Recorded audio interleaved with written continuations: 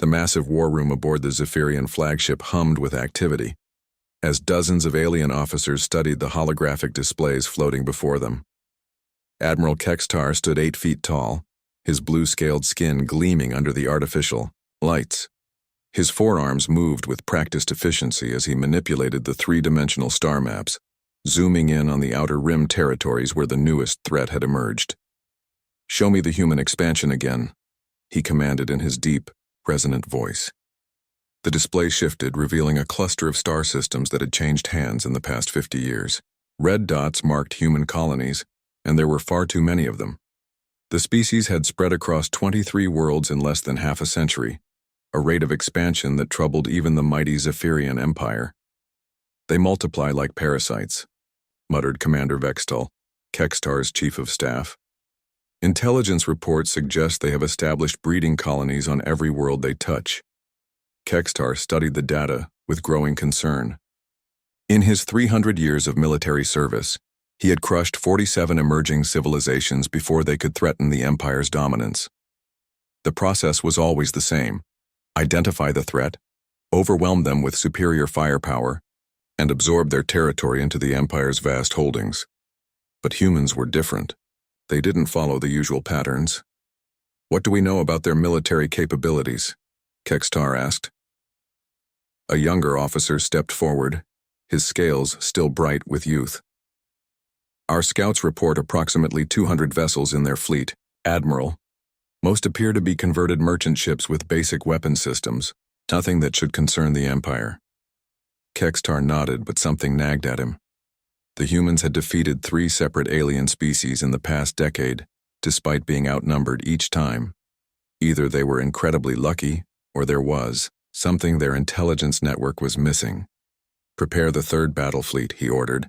"We will deal with this human problem before it grows larger." On the other side of the galaxy, Captain Jake Morrison sat in his quarters aboard the UHS Defiant, reading the latest intelligence reports from Earth Command. The documents painted a grim picture of humanity's position in the galaxy.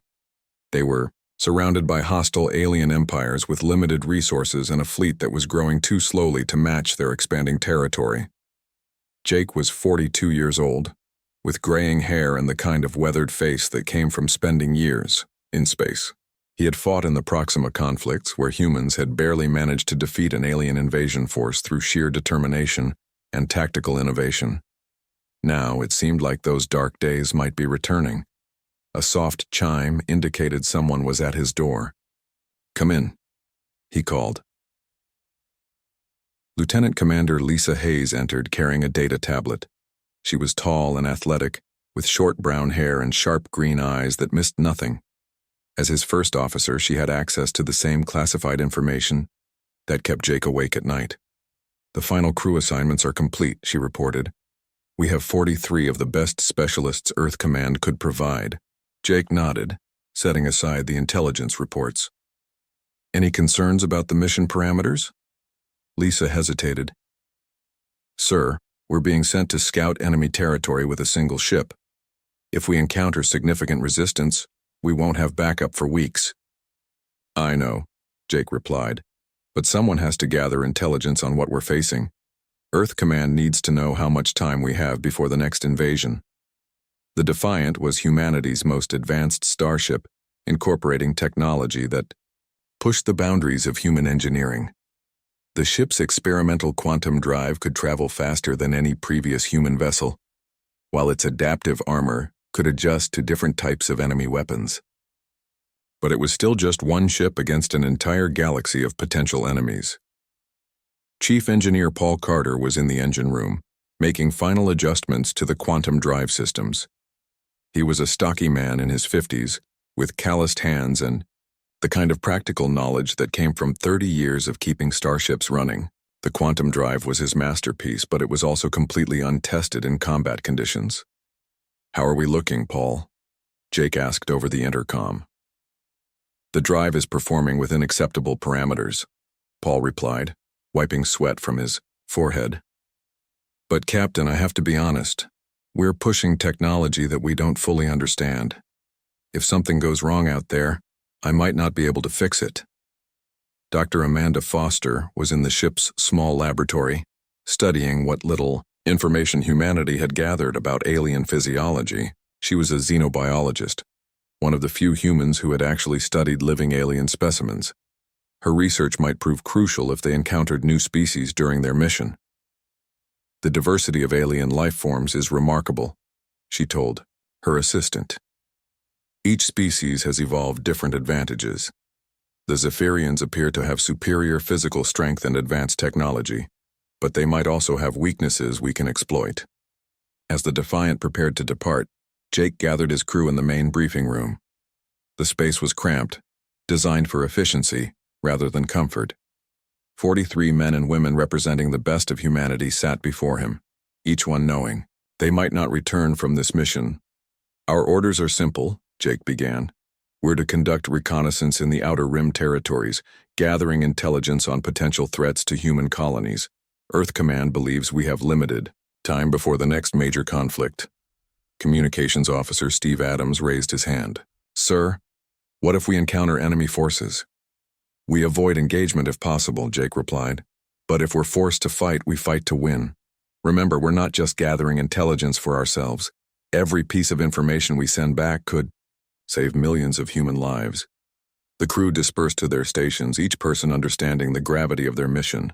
They were humanity's eyes and ears in a hostile galaxy, venturing into unknown territory with nothing but their skills and determination to guide them. As the Defiant powered up its engines and prepared to leave Earth's solar system, none of them could imagine that they were about to stumble into the largest military buildup in galactic history. The Zephyrian Empire was mobilizing for war, and humanity's single scout ship was flying directly into the path of an approaching storm. The Defiant dropped out of quantum space at the edge of the Kepler 442 system, with barely a ripple in spacetime. Captain Jake Morrison stood on the bridge, watching the main display as the ship's sensors began scanning the area. What they found made his blood run cold. "Captain," Lisa Hayes called from her station, her voice tight with tension, "I'm reading massive energy signatures throughout the system. Multiple contacts, sir, hundreds of them." Jake moved to stand behind her chair, studying the sensor readouts. The display showed a fleet of alien vessels, unlike anything in Earth's databases. Each ship was enormous, some of them over 2 miles long. Their formations were perfect, moving with mechanical precision as they conducted what appeared to be military exercises. "Are those Zephyrian ships?" Jake asked. Dr. Amanda Foster looked up from her science station. "The energy signatures match what we know about Zephyrian technology, but Captain, the scale is beyond anything we expected. I count over 500 vessels in this system alone." Jake felt his stomach drop. Earth's entire fleet consisted of fewer than 200 ships, and most of those were converted civilian vessels with basic weapons. A single one of these alien warships could probably destroy half of humanity's navy. "Paul, can you get us closer?" Without being detected, Jake asked over the intercom. Chief Engineer Paul Carter's voice crackled back. "The stealth systems are working perfectly, Captain. As long as we maintain minimal power and avoid their sensor sweeps, we should be invisible." Jake ordered the ship forward, staying well outside what they estimated to be the aliens' detection range. As they drew closer, the true scope of the Zephyrian fleet became apparent. The ships were arranged in battle formations, practicing attack patterns on large asteroids that were completely vaporized by their weapons. "My God," whispered Navigation Officer Ryan Clark. "Look at the firepower on those things." On the main screen, they watched a Zephyrian cruiser fire a single beam that turned a mountain-sized asteroid into glowing vapor in seconds. The display of raw power was both impressive and terrifying. Lisa ran quick calculations on her tactical computer. "Captain, based on what we're seeing, this single battle group could eliminate Earth's entire defense fleet without taking significant casualties." Jake nodded grimly. This was exactly the kind of intelligence Earth Command needed. But it was also the worst possible news. He turned to Communications Officer Steve Adams. "Steve, prepare a priority transmission to Earth Command. Include everything we've recorded so far." "Aye, sir. Quantum entanglement relay is ready." As Steve prepared the transmission, the Defiant continued its careful observation of the alien fleet. The Zephyrian ships moved with practiced efficiency, their formations changing smoothly as they practiced various battle scenarios. It was clear they were preparing for a major military operation. "Captain," Dr. Foster called out, "I'm detecting some kind of planning session on the flagship. Multiple high-ranking officers are gathering in what appears to be a command center." Jake wished they could intercept those communications, but the Zephyrian encryption was far beyond human technology. All they could do was observe and record, hoping to gather enough intelligence to give Earth a fighting chance. After 2 hours of watching the alien exercises, Jake made the decision to withdraw. They had gathered valuable information, and staying longer would only increase the risk of detection. "Paul, prepare the quantum drive for departure, nice and quiet." But as the Defiant began powering up its engines, something went wrong. A minor fluctuation in the quantum field created an energy signature that lasted only a fraction of a second, but it was enough. "Contact!" Lisa shouted. "3 Zephyrian patrol ships are changing course to intercept us." Jake cursed under his breath. The alien ships were already moving toward their position, their sensors locked onto the Defiant's location. There was no way to outrun them now. "Options?" Jake asked quickly. Lisa studied her tactical display. "We can try to jump to quantum space, but the drive needs 30 seconds to charge. Those patrol ships will be in weapons range in 20. Paul's voice came over the intercom, strain evident in his tone.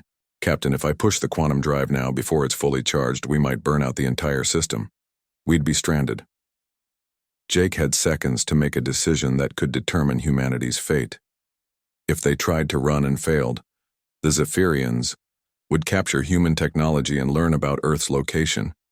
If they stayed and fought, they would face overwhelming odds against ships that were larger and more powerful than anything in the human fleet. "We fight," Jake decided. "If we let them report back, they'll know humanity is scouting their territory. We have to eliminate these patrol ships before they can warn the main fleet." The 3 Zephyrian vessels were sleek and deadly, each one twice the size of the Defiant. Their hulls gleamed with metallic plating that reflected the light of the system star. As they approached, Jake could see weapon ports opening along their sides. "All hands battle stations," Jake announced over the ship's intercom. "This is not a drill. We are engaging enemy forces." Throughout the ship, the crew moved with practiced efficiency. Paul rerouted power from non-essential systems to weapons and shields. Dr. Foster secured her equipment and prepared to assist with damage control. Weapons Officer Tony Martinez charged the ship's experimental plasma cannons. "Remember," Jake told his crew, "we're not just fighting for ourselves. Every second we survive is intelligence that could save Earth." The first Zephyrian ship opened fire, sending streams of energy toward the Defiant. Lisa immediately put the ship into evasive maneuvers, using the human vessel's superior speed and agility to avoid the incoming fire. "Their weapons are powerful but slow to track," she reported. "If we can stay mobile, we might have a chance." Jake nodded, gripping his command chair as the ship shook from a near miss. The battle had begun, and there was no turning back now. 43 humans were about to face 3 alien warships in a fight that would determine whether Earth lived in ignorance or prepared for the coming storm. The battle between the Defiant and the 3 Zephyrian patrol ships lasted only 12 minutes, but it changed everything. When the smoke cleared, 2 alien cruisers were nothing but floating debris, and the third was limping away with severe damage to its engines and weapon systems. Captain Jake Morrison stood on the bridge, breathing heavily as he surveyed the damage reports scrolling across his screens. The Defiant had taken several direct hits, but Paul Carter's experimental armor had held. More importantly, they had proven that human ships could fight and win against Zephyrian technology. "Damage report," Jake called out. "Hull integrity at 85%, Lisa Hayes reported. "We lost some sensor arrays and the port weapon system is offline, but we're still combat ready." Dr. Kate Bennett's voice came over the intercom from the medical bay. 3 crew members with minor injuries from the impact vibrations. "Nothing serious, Captain." Jake allowed himself a moment of satisfaction. They had won their first engagement against the aliens, but he knew their troubles were far from over. The damaged Zephyrian ship was still transmitting, and it would only be a matter of time before the main fleet responded. "Steve, are you picking up any communications from that damaged ship?" Jake asked. Communications Officer Steve Adams nodded grimly. Yes, sir. They're sending distress calls and tactical data about our engagement. The transmission is going directly to the main fleet. As if summoned by Steve's words, new contacts began appearing on the sensor display. First a dozen ships, then 50, then over 100. The entire Zephyrian battle fleet was moving toward their position, led by a massive flagship that dwarfed even the largest vessels in the formation. Captain? Dr. Amanda Foster said quietly. I'm reading over 200 ships approaching our position. The flagship alone is registering energy readings that are off our scales. Jake stared at the tactical display, watching the approaching armada. Each red dot represented a ship that could probably destroy the Defiant single-handedly. Together, they formed a wall of firepower that seemed impossible to survive. Options? He asked Lisa. The quantum drive is still charging from our last jump, she replied. We need another 8 minutes before we can escape to hyperspace. The fleet will be here in 5. Jake walked to the center of the bridge, looking at each member of his crew. These 43 men and women represented the best of humanity, and they were about to face impossible odds. He could see fear in some of their eyes, but also determination. All hands, this is the captain, he announced over the ship's intercom. In a few minutes, we're going to be facing the largest alien fleet in recorded history. They expect us to surrender or die quickly. I have a different plan. He paused, choosing his words carefully. Every minute we survive out here is intelligence that Earth desperately needs. Every tactical maneuver we make, every weakness we discover, in their formations every second we buy could save millions of human lives. We're not just fighting for ourselves anymore. We're fighting for our entire species. The crew responded with quiet efficiency, each person focusing on their duties. Paul Carter began implementing emergency protocols that had never been tested in actual combat. Tony Martinez charged every weapon system on the ship, even the experimental weapons that might overload and destroy them all. The Zephyrian fleet arrived in perfect formation, their ships arranged in layers that surrounded the Defiant completely. Jake counted over 200 vessels, ranging from cruisers twice the size of his ship to massive dreadnoughts that looked like floating cities. A communication signal reached them, translated by the ship's computer into broken but understandable English. Human vessel, you are surrounded. Surrender immediately and your deaths will be quick. Jake looked at Lisa, who shook her head. No surrender, Captain. We've come too far to give up now. Steve, open a channel, Jake ordered. When the communication link was established, he spoke clearly. This is Captain Jake Morrison of the Earth vessel Defiant. We will not surrender. If you want this ship, you'll have to take it. The response was immediate. Energy beams began lancing out from dozens of Zephyrian ships, but Jake noticed something important. The aliens were holding back, using low-power shots designed to disable rather than destroy. They wanted to capture human technology intact. They're not trying to kill us yet, Jake told his crew. That gives us an advantage. Lisa, evasive maneuvers. Paul, give me everything the engines have got. The Defiant began moving in patterns that defied logic, spinning and diving between the alien ships like a fish swimming through a net.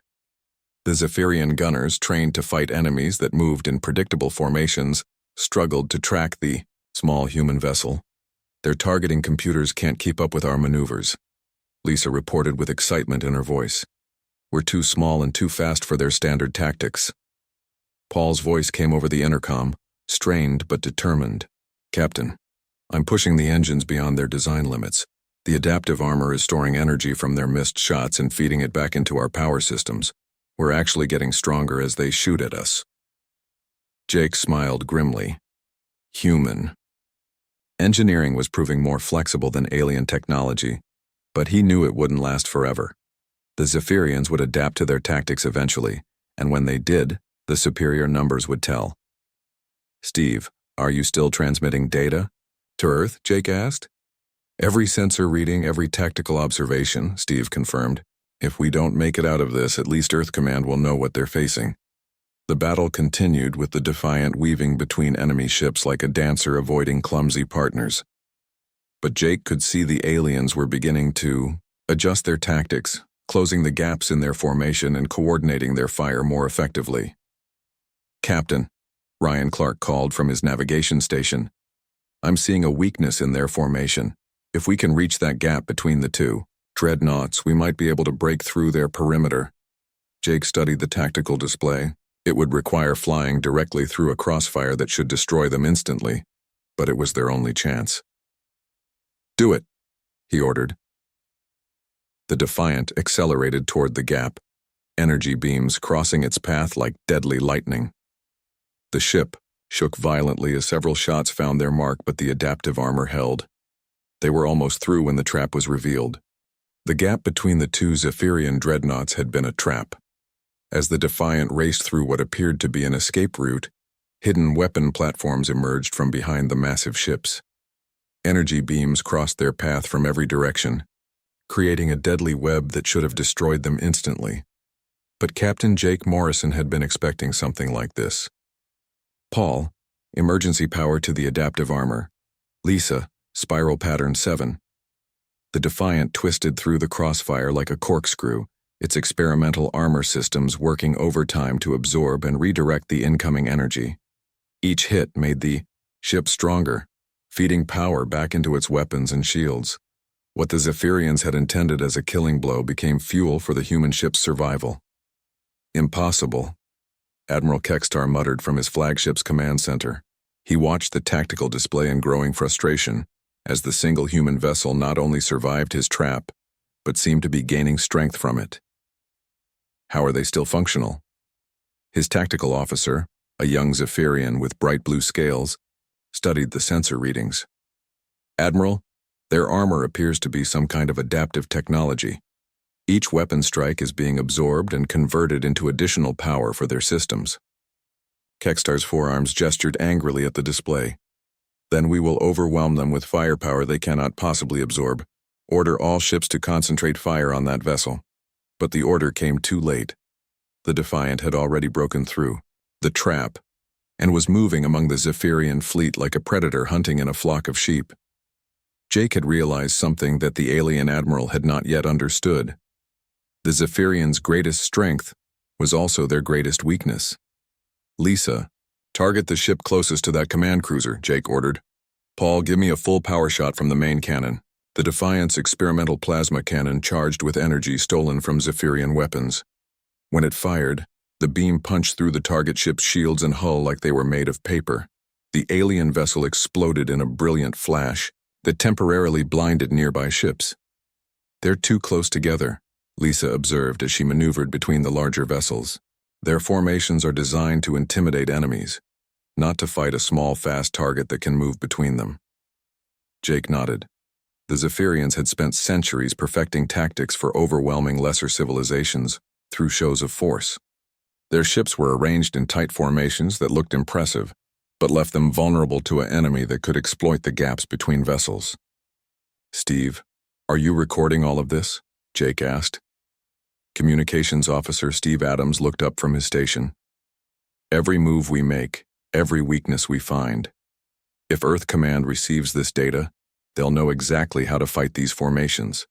The battle had been raging for over an hour now, and the Defiant was still not only surviving but actively hunting enemy ships. Tony Martinez had discovered that Zephyrian shields had a recycling period of exactly 3.7 seconds between high-energy impacts. By timing their shots perfectly, they could punch through defenses that should have been impenetrable. "Another cruiser down," Tony reported as his latest target broke apart. "That makes 7 enemy ships destroyed and 12 damaged." Dr. Amanda Foster looked up from her science station with amazement in her voice. "Captain, I'm analyzing the debris from the destroyed ships. Their hull design is optimized for protection against large, slow-moving projectiles. Our rapid-fire plasma bursts are hitting weak points that their engineers never considered." The revelation changed everything. The Zephyrians had built their ships to fight other Zephyrians, or species that used similar technology. They had never encountered weapons designed by humans who approached warfare from a completely different perspective. "Paul, can you modify our remaining weapons to exploit these weak points?" Jake asked. Chief Engineer Paul Carter's voice came back excited but strained. Already working on it, Captain. Give me 5 minutes and I can reprogram our targeting systems to hit their structural weak spots automatically. But 5 minutes was a luxury they might not have. Admiral Kextar had finally realized that his traditional tactics were useless against this human ship.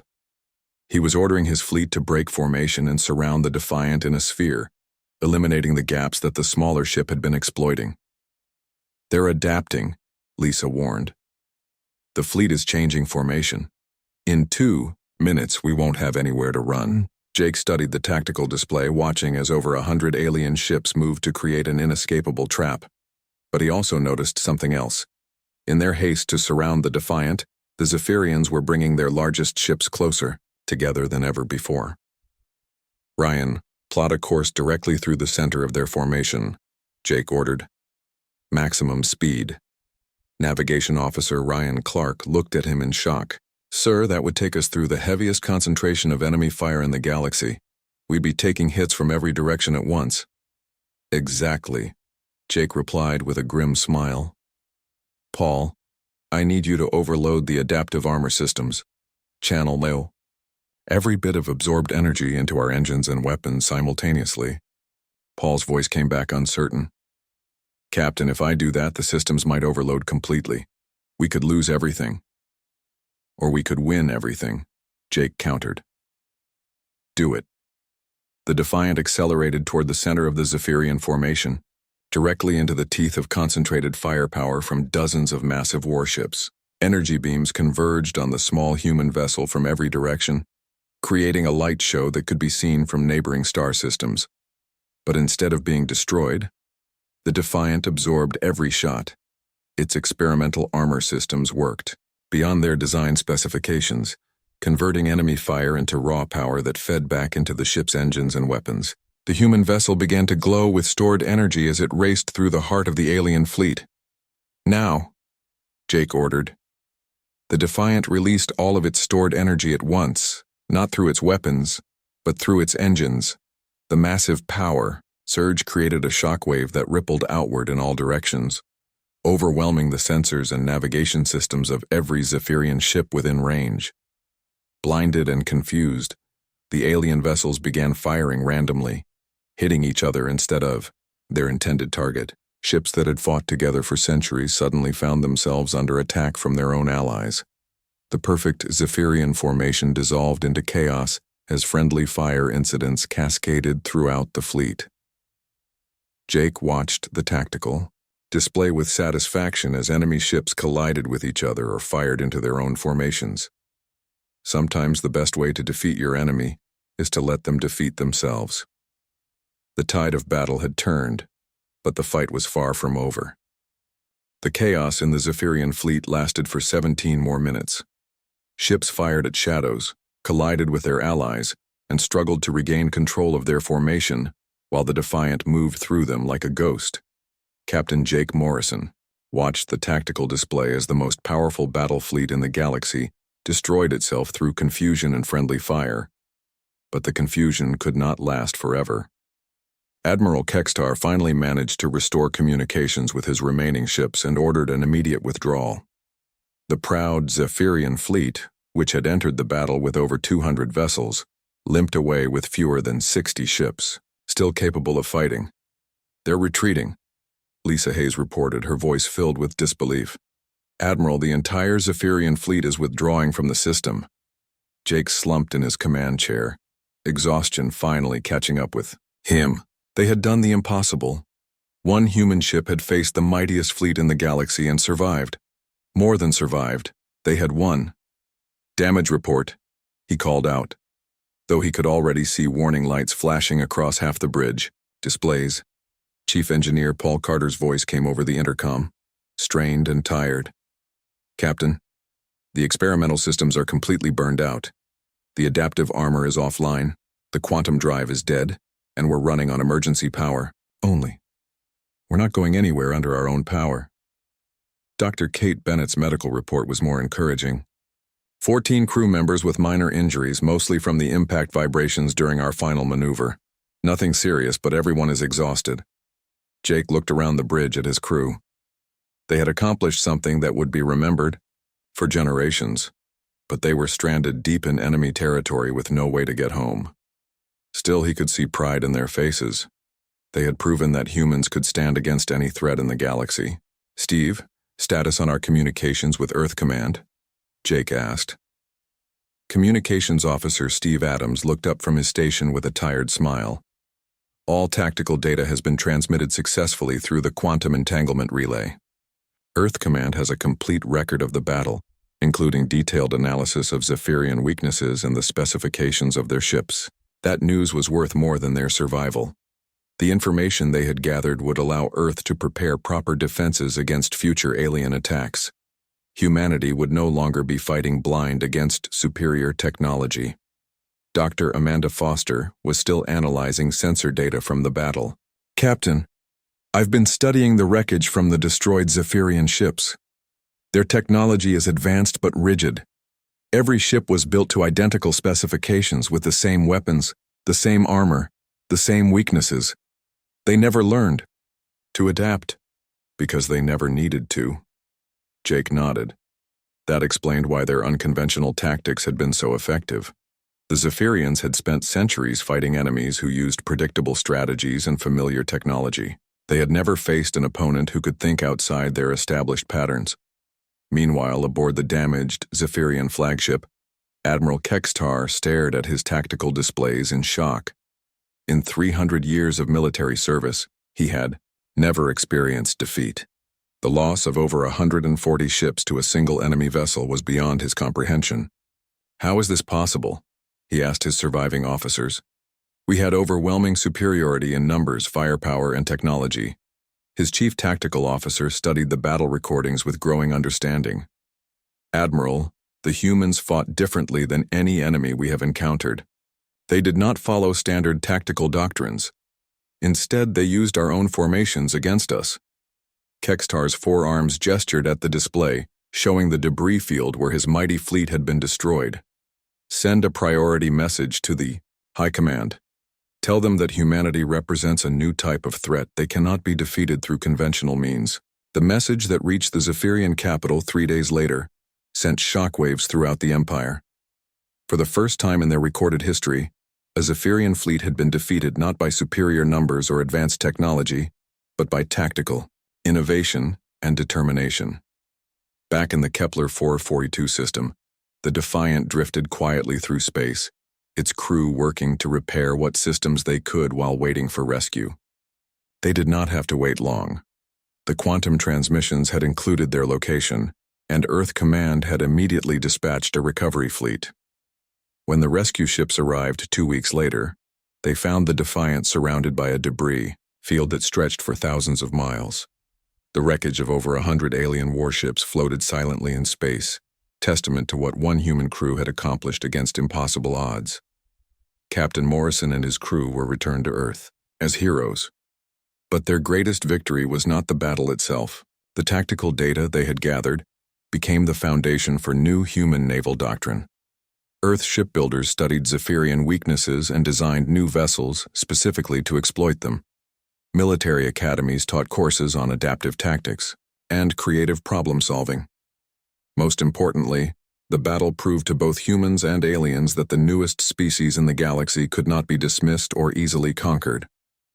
Word of the Defiant's victory spread throughout known space, inspiring human colonies and causing potential enemies to reconsider their plans for invasion. The Zephyrian Empire, shaken by their defeat, began a fundamental review of their military philosophy. They could no longer rely on overwhelming force and intimidation to maintain their dominance. They faced an enemy that could adapt, learn, and find ways to win regardless of the odds. 6 months after the battle, Jake Morrison stood on the bridge of the newly constructed Defiant II, an improved version of the original ship that incorporated lessons learned from their impossible victory. The experimental systems had been refined and tested, while new weapons designed specifically for fighting. Alien technology had been installed. "Ready for departure, Captain," Lisa Hayes reported from her station as his first officer on the new ship. Jake looked out at the stars through the bridge windows, knowing that humanity's future in the galaxy was now secure. They had proven that Earth's children could stand against any threat through courage, innovation, and the refusal to accept defeat. The aliens had expected a fleet, but one human ship had been enough to change the course of galactic history. The message was clear. Humanity had arrived and they were here to stay.